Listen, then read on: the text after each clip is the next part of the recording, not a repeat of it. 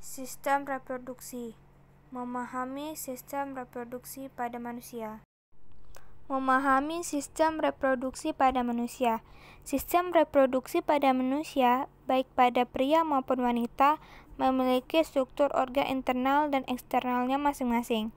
Setiap organ dalam sistem tersebut memiliki fungsi yang berbeda-beda pula dan bekerja secara spesifik untuk masing-masing jenis kelamin.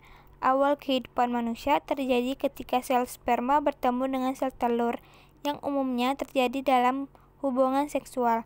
Proses ini dapat berlangsung berkat adanya organ pada sistem reproduksi yang berfungsi dengan baik. Organ reproduksi beserta kelenjar dan hormon membentuk sistem reproduksi yang berperan dalam proses reproduksi manusia. Sistem reproduksi pria berfungsi untuk memproduksi, menyimpan, dan menyalurkan sperma untuk membuahi sel telur. Sementara itu, sistem reproduksi wanita memiliki fungsi untuk memproduksi sel telur dan sebagai tempat janin berkembang hingga proses persalinan tiba. Kedua fungsi tersebut saling melengkapi dalam proses reproduksi. Sistem organ reproduksi pria dan wanita sama-sama terdiri dari bagian eksternal dan internal. Sebagian besar organ sistem reproduksi pria berada di luar tubuh, berbeda dengan wanita yang lebih banyak berada di dalam tubuh. Organ reproduksi pada manusia, pria dan wanita. Organ reproduksi pada pria berfungsi menghasilkan gamet jantan, yaitu spermatozoa atau sperma. Di sini ada ilustrasi organ reproduksi pada pria: tulang kemaluan, vas deferens, penis, uretra, vacula seminalis, kantung kemih, kelenjar prostat, epididymis, testis, dan skrotum. 1. Penis berfungsi sebagai organ eksternal untuk urinasi. 2. Skrotum, kantung yang di dalamnya berisi testis. Bagian dalam. 1. Testis atau buah zakar, letaknya di bawah penis, dalam skrotum dan berjumlah sepasang. Testis merupakan tempat pembentukan sel sperma dan testosteron. 2. Saluran pengeluaran atau ductus excretorius. Epididymis, saluran berkelok yang berfungsi menyimpan sperma sampai sperma matang. Vas deferens, saluran lanjutan epididymis. Saluran ejaculatorius, saluran pengeluaran semen. 3. Kelenjar aksesoris. Vesica seminalis, saluran berkelok yang terletak di belakang kantung kemih. Kelenjar prostat berperan untuk kelangsungan hidup sperma. Kelenjar bulboreal, saluran menuju uretra. Organ reproduksi pada wanita berfungsi menghasilkan sel kelamin betina, yaitu sel telur atau ovum. Bagian luar. 1. Vulva, celah paling luar yang membentang dari mos pubis sampai tepi perineum. 2. Labium atau bibir membatasi vulva. Labium ada dua, yaitu labium majora atau besar yang terletak sebelah luar dan labium minora atau kecil yang terletak sebelah dalam. Sebelah dalam vulva terdapat klitoris yang memiliki pembuluh darah dan ujung-ujung saraf. 3. Orificium urethrae atau muara saluran kencing, terletak di bawah klitoris. Bagian dalam. 1. Ovarium atau hidung telur, berperan dalam pembentukan sel telur atau ovum dan terdapat sepasang. Proses keluarnya ovum dari ovarium disebut ovulasi. 2. Saluran reproduksi. Tuba falopi berfungsi untuk menyediakan lingkungan yang cocok untuk pembuahan dan perkembangan sel telur. Pada ujungnya terdapat infundibulum dan ubai atau fimbriae untuk melengkap sel telur yang dilepaskan ovarium. Uterus atau rahim terletak di belakang kandung kemih, berfungsi memberi tempat bagi perkembangan janin. Vagina berfungsi tempat pengeluaran darah menstruasi, tempat penyaluran sperma, dan merupakan jalan lahir. Proses pembentukan sel kelamin atau gametogenis. Di sini ada gambar spermatogenesis, mitosis, meiosis, spermatosit primer, spermatosit sekunder, spermatozoa, sperma matang. 1. Spermatogenesis. Spermatogenesis merupakan proses pembentukan dan pematangan spermatozoa. Spermatogenesis berlangsung dalam testis, tepatnya pada tubulus seminiferus. Dalam tubulus seminiferus terdapat banyak sel induk sperma, yaitu spermatogonium. Proses spermatogenesis. 1. Spermatogonium atau 2N akan membelah secara mitosis menjadi spermatosit primer atau spermatosit 1. 2. Spermatosit 1 akan membelah secara meiosis menjadi 2 spermatosit sekunder atau spermatosit 2 atau N yang bersifat haploid atau N. Haploid artinya mengandung 23 kromosom atau setengah dari sel induk. 3. Setiap spermatosit 2 membelah menghasilkan spermatid atau N. 4. Spermatid akan mengalami pematangan menjadi spermatozoa atau sperma. 2. Oogenesis. Oogenesis merupakan proses pembentukan ovum dalam ovarium. Ovarium banyak mengandung sel induk telur atau ooganium yang bersifat diploid atau 2N. Proses oogenesis. 1. Ooganium membelah secara mitosis menjadi oosit primer atau oosit 1. 2. Oosit membelah secara meiosis menghasilkan 1 oosit sekunder atau oosit 2 dan 1 badan kutub 1 atau badan kutub primer. 3. Oosit sekunder membelah menghasilkan sebuah ootit yang akan berkembang menjadi sel telur dan badan kutub 2 yang telah berdegenerasi. 4. Badan kutub 1 membelah menghasilkan badan kutub 2 yang juga akan mengalami degenerasi. Ovulasi dan menstruasi. Siklus menstruasi pada wanita terbagi menjadi 4 tahap, yaitu 1. Fase menstruasi. Terjadi selama kurang lebih 7 hari. Pada fase ini, kadar hormon estrogen dan progesterone turun drastis.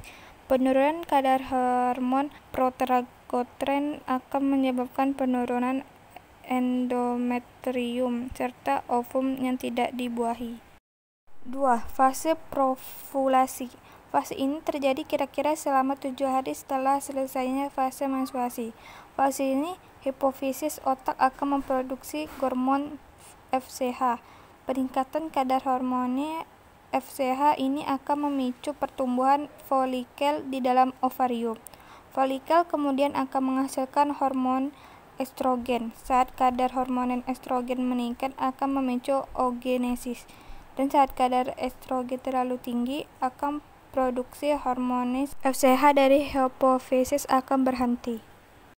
3. Fase ovulasi. Pada fase ovulasi ini, hipofisis akan memproduksi hormon LH. Saat hormon LH meningkat, maka akan terjadi ovulasi. Ovulasi terjadi pada hari ke-14. Setelah terjadi ovulasi ini, maka akan disebut sebagai masa usbur seorang wanita. Setelah terjadinya ovulasi, maka akan terbentuk korpus luteum. Korpus luteum akan memproduksi hormon progesteron. Saat hormon progesteron meningkat, maka akan memicu penebalan endometrium. 4. Fase pasca ovulasi. Pada fase pasca ovulasi ini, korpus luteum akan berubah menjadi korpus albicans. Korpus albicans ini sudah tidak dapat lagi memproduksi progesteron sehingga kadar progesteron mulai turun. Kemudian fasenya akan kembali lagi ke fase menstruasi lagi. Fertilisasi. Fertilisasi merupakan proses bertemunya sel telur atau ovum dengan sel sperma. Sel sperma akan masuk ke dalam vagina dan berenang menuju oviduk atau tuba fallopi. Apabila sel sperma akan bertemu dengan ovum pada tuba fallopi, maka akan terjadi fertilisasi. Fertilisasi akan menghasilkan zigot yang bersifat 2N atau diploid.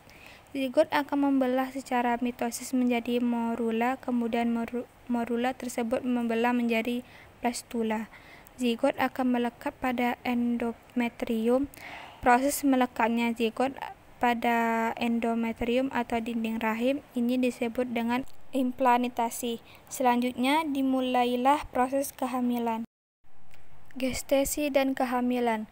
Gestasi merupakan periode waktu antara konversi dan kelahiran di mana embrio atau janin berkembang dalam rahim. Kehamilan merupakan serangkaian perubahan yang terjadi dalam jaringan tubuh wanita sebagai akibat janin yang berkembang. Kehamilan ditandai dengan adanya hormon HCG atau Human Chorionic Gonadotropin dalam urin. Perkembangan kehamilan dibagi menjadi 3 trimester. 1. Trimester pertama. Embrio akan merangsang kelenjar dalam dinding rahim untuk memproduksi hormon reproduksi untuk mempertebal dinding rahim untuk implantasi janin. Perkembangan embrio yaitu mata berkembang sempurna tetapi kelopak mata masih menyatu.